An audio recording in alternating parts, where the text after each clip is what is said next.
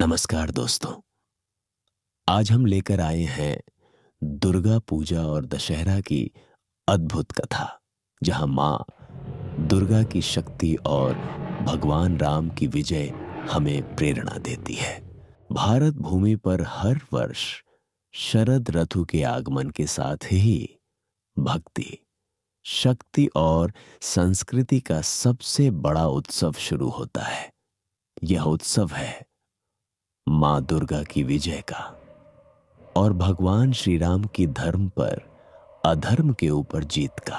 कथा है कि महिषासुर नामक राक्षस ने वर्षों की तपस्या के बाद असीम शक्ति प्राप्त की। उसने देवताओं को पराजित कर तीनों लोकों में आतंक फैला दिया।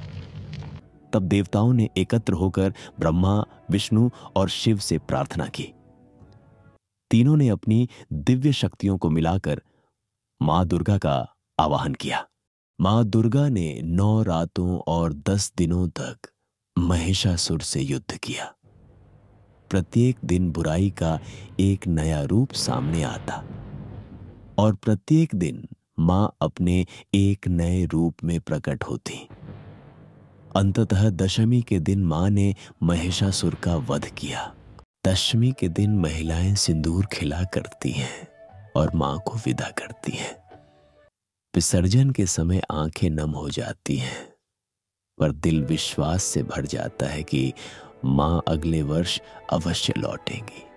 इसी समय उत्तर भारत में दशहरा मनाया जाता है। कथा है कि भगवान श्री राम ने रावण से युद्ध से पहले मां दुर्गा की पूजा की थी। मां की कृपा से उन्होंने रावण का वध किया। इसीलिए विजयदशमी राम की विजय और धर्म की स्थापना का पर्व है। दशहरे की शाम रावण, मेघनाद और कुंभकर्ण के पुतले जलाए जाते हैं। यह केवल एक परंपरा नहीं, बल्कि यह संदेश है कि हर वर्ष हम अपने भीतर की बुराइयों को जलाएं। बंगाल में दुर्गा पूजा कला और संस्कृति का उत्सव है। वहीं उत्तर भारत में रामलीला का मंचन होता है। यह पर्व नाटक, संगीत और नृत्य के माध्यम से समाज को जोड़ता है। आज दुर्गा पूजा और दशहरा पूरी दुनिया में मनाए जाते हैं।